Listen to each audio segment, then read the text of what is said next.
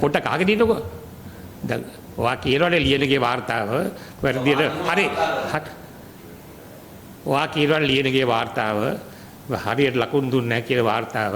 එතුමාගේ රජයේ සේවය සම්බන්ධයෙන් ඇති වෙලා තියෙන ප්‍රශ්න ඒ ඔක්කොම ඇත්ත වෙන්න පුළුවන්. හැබැයි ඒවා කියලා පාර්ලිමේන්තුවේ වාර්තාවක් ඉදිරිපත් කරන්න ඕන. ඒකයි මම කියන්නේ. පාර්ලිමේන්තුව දැනුවත් නොකර ඊළඟ පියවරට යන්න බෑ. බ්‍රිතාන්‍ය පාර්ලිමේන්තු සම්ප්‍රදායනෝ ඊළඟ පියවරට යන්න බෑ. එච්චරයි මම කියන්නේ. බොහොම සරලයි ඒක. මේක මේ මහ ලොකු නීති තර්ක ඕනේ නැහැ. මේක අච්චු ගාලා තියෙනවා මේ අර්ස්කින් මේකේ නේ. මම හිතන්නේ මේක පිටු 1500ක පොතක්. මේකේ පැහැදිලිව අච්චු ගාලා තියෙනවා. සමාජ මාධ්‍යවල විවිධ කතා එනවා. ඒව ඇත්ත වෙන්නත් පුළුවන් බොරු වෙන්නත් පුළුවන්. නමුත් කතානායකතුමා දන්න දේ. පාර්ලිමේන්තුව ඇතුලේ සිද්ධ වෙච්ච දේ.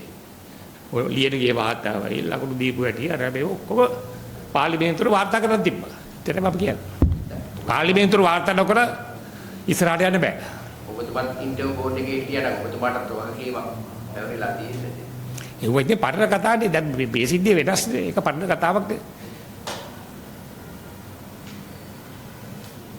අන්නේ ඒක දැන් මට කනගාටු මේ පාර්ලිමේන්තුවේ සම්ප්‍රදායන් නීති රීති ඔක්කොම ඉවත් කරලා ඒවා තුට්ටුවකට ගණන් ගන්න නැතුව පාර්ලිමේන්තුවක් මේ විදිහට ක්‍රියාත්මක වෙනකොට අපිට ජාත්‍යන්තර වශයෙන් ලැබෙන අපකීර්තිය අතිවිශාලයි. මොකද පාර්ලිමේන්තුව නීති ආදර තැන.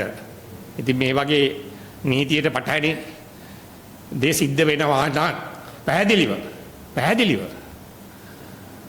අපේ රට ගැන තියෙන විශ්වාසය පාර්ලිමේන්තු ක්‍රමය ගැන තියෙන විශ්වාසය පළු දෙනවා. ඒකයි යුරෝපා පාර්ලිමේන්තුව නම් මේ අපසමේ පාර්ලිමේන්තුව. ඕ පැහැදිලිව තියෙන අවශ්‍ය පියවර ගනී ඉතින් අවශ්‍යයි. දැන් කතානායකට පෙන්වා දෙන්න ඕනේ කවුද? മന്ത്രിවරු නැත්නම් නිලධාරීන්. ඒකනේ මම කලින් කිව්වේ විරුද්ධ වුණාට මදි. විරුද්ධ වෙන්න හේතුව පෙන්වන්න ඕන. මම කියන්නේ කතානායක අලුත්. මම එතුමාට දොස් කියන්නේ නැහැ. එතුමා අලුත්. හරි? එතුමාට මේක පෙන්වුවා නම් අපි බ්‍රිතාන්‍ය පාර්ලිමේන්තු සම්ප්‍රදාය පිළිගන්න අපි බැදී සිටිනවා. බැදී සිටිනවා. අපි අනුමත කළ දෙන පන්න තරහ. ඒකට බ්‍රිතාන්‍ය පාර්ලිමේන්තු සම්ප්‍රදායනව නිලධාරියෙක් අයින් කරනවා නම් පැහැදිලි ක්‍රමවේදයක් අර්ස්කින් මේකේ ඒ කියන්නේ පාර්ලිමේන්තු ප්‍රජාතන්ත්‍රවාදයේ බයිබලයේ වල අර්ස්කින් මේකේ සඳහන් වෙනවා. ඒකේ තියෙන ඉස්සෙල්ලාම කරන්න ඕන ඒ නිලධාරියා කරපු වැරද්ද එතුමාට විරුද්ධව තියෙන සාක්ෂි සම්පින්දනය කරලා පාර්ලිමේන්තුව දැනුවත් කරන්න.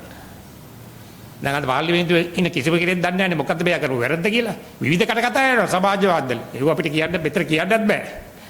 ඒව අපි ගණන් ගන්නෙත් නෑ. මම කතා කරන්නේ නීතිය ගැන විතරයි. නෛතික පැත්ත. දැන් ඔබතුමා දන්න කරුණාව ඔබතුමාටත් යන්න වෙයි දන්නේ උත්තර දෙන්න නේද? කොහටද? මා විමර්ශනයක් සිදුනොත් නෑ මට යන්නේ මම පාර්ලිමේන්තුව දැන් නෑනේ.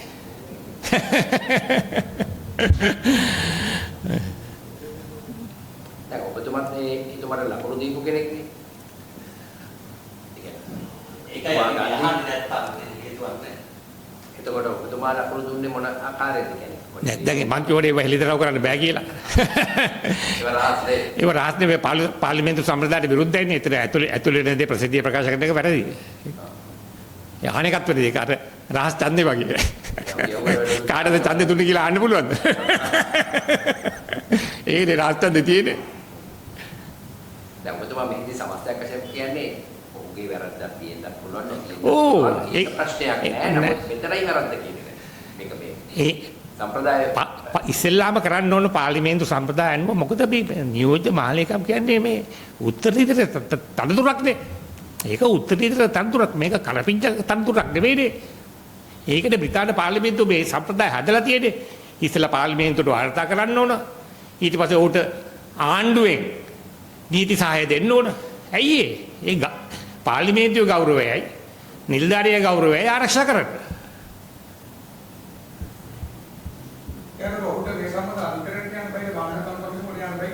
ඒවට යන්න පුළුවන්. බගිතරේ යන්න පුළුවන් ඉතින්. හැබැයි මෙතන හුඟ දෙනෙක් හිතන්නේ මේ SAC එක කියන්නේ අර පාර්ලිමේන්තු වරප්‍රසාද හා බලතල පනතේ තියෙන කෝපා මුදල් කමිටුව වගේ කමිටුවක් කියලා නෑ. ඒක සිංහල ඉංග්‍රීසි එකේ ලූස් කමිටි. ලූස් කමිටි. ඒකට බලයක් නැහැ. ඒකට බලයක් නෑ පරිපාලනයට. කතානායකතුමාට ඕන කෙනෙක් ඒකට සම්බන්ධ කරගන්න පුළුවන්. ඒක ලූස් කමිටි. දැන් ඔබතුමා ඒක පරිපාලනය සඳහා. ඒ කියන්නේ පාර්ලිමේන්තු උපදේශක සභාවකින්ද? ඒ ස්ටාෆ් ඇඩ්වයිසරි කමිටි. ඒක කියන්නේ ස්ටාෆ් කාර්ය මණ්ඩල උපදේශක කමිටුව. ඒකට බලයක් නැහැ කියලා තමයි ඔබතුමා කියන්නේ. මේ වගේ තීන්දුවක් ගන්න කොහෙත්ම බලයක් නැහැ. මේ වගේ තීන්දුවක් ගන්න කොහෙත්ම බලයක් නැහැ. මමත් ඔකදී අවුරුදු 15ක් විතර ඔකට සහභාගී වුණානේ මම දන්නවනේ. අන්දේක මම කියන්නේ ඒ වෙලාව මම කියන්නේ කතානායකතුමාට කවුරු හරි පෙන්නුවන ඔබතුමාට මේ කරන්න බලයක් නැහැ. ඔබතුමා ඉස්සෙල්ලාම කරනවා පාර්ලිමේන්තුව දැනවත් කරන එක. දැන් අපි දන්න හැටියට මේ මෙතුමා කියන්නේ අධිකරණයට සහ තැන් වලට යන්න ලෑස්ති වෙලා තියෙනවා. ඒකට ඔබතුමා කිව්වේ මේ එතකොට නීතිඥ සහයක් දෙන්න ඕන කියලා එහෙම කරනවා. බ්‍රිතාන්‍ය පාර්ලිමේන්තු සම්ප්‍රදාය අනුව මේ තඩතුර උත්තරීතර තඩතුරක් නිසා ව්‍යාජ චෝදනා වලින් මේ පුද්ගලයාව ආරක්ෂා කරන්න ආණ්ඩුවයි කතානායකතුමාට වගකීමක් තියෙනවා. බ්‍රිතාන්‍ය සම්ප්‍රදාය අනුව මොහොත නීතිඥ සහාය නීතිපති දෙපාර්තමේන්තුවෙන් ලබා දෙන officers of the crown. ඒකේ මම ඉස්සෙල්ලා කිව්වේ law officers of the crown. මොකද මේක උත්තරීතර තනතුරක් නේ. ඒක පාර්ලිමේන්තුවේ ගෞරවය ආරක්ෂා වෙන්නත් ඕන. නිලධාරියාගේ ගෞරවය ආරක්ෂා වෙන්නත් ඕන. ඒකයි මේ නීති රීති හදලා තියෙන්නේ. ඒක ගැටුමක් නැද්ද මේ කතානායක මක්කවනවා ඉවත් කරනවා ඊට පස්සේ මෙයාට මේ විදිහට රජයෙන්ම සහාය දෙනවා කොහොමද ගැටුමක් ඒ බ්‍රිතාන්‍ය පාර්ලිමේන්තු සම්ප්‍රදායේ සමබරයි. නිලධාරියෙක් වැරද්දක් කෙරුවාම සමහර විට පෞද්ගලික හේතුවක් නිසා චෝදනාවට ලක් වෙන්න පුළුවන්. බ්‍රිතාන්‍ය සම්ප්‍රදාය නම් අස්කින් මේ කියන්නේ යම්කිසි නිලධාරියෙක්ට චෝදනාවක් එල්ලුවාම ඒක සමහර විට පෞද්ගලික හේතු නිසා වෙන්නත් පුළුවන්. ඒතකොට මෙයාව ආරක්ෂා කරන්න රජයට වකීම ආණ්ඩුවට වකීමකුත් තියෙනවා කතානායකතුමාට වකීමකුත් තියෙනවා. ඒකයි කියන්නේ ඕට නීතිඥ සහාය නීතිපති දෙපාර්තමේන්තුවෙන් ලබා දෙන්න ඕනේ එංගලන්තේ. officers of the crown කියන්නේ ඒකයි. ඒ ගෞරවය ආරක්ෂා කරන්න. එංගලන්තේ වුණාට මෙහෙ එහෙම වෙන්නේ නැහැ. දැන් අපි බැදී සිටිනවා. අපි ඒව ආරක්ෂා කරන්න ඕන. සමහරවිට ඒ කාලේදී පාර්ලිමේන්තුව ගිනි තියන්නත් ආවනේ. ඉතින් ඒ යට මේක අnder දෙබල වගේ වෙන්නේ නැති. ඒ කාලේ ආවනේ සමහර කට්ටිය පාර්ලිමේන්තුව ගිනි තියන්නත්. ඔයගොල්ලෝ දන්නවනේ.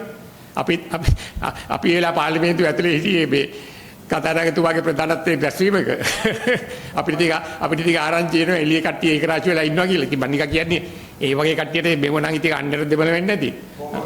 ඉතින් මම නිකන් කියන්නේ ඉතින් මේවා අපි ආරක්ෂා කරන්න ඕනේ. මේ ආරක්ෂා කරපු නිසා තමයි අත්ත වශයෙන්ම මේ රටේ මේ මට්ටමින් හරි ආරක්ෂා වෙලා තියෙන්නේ.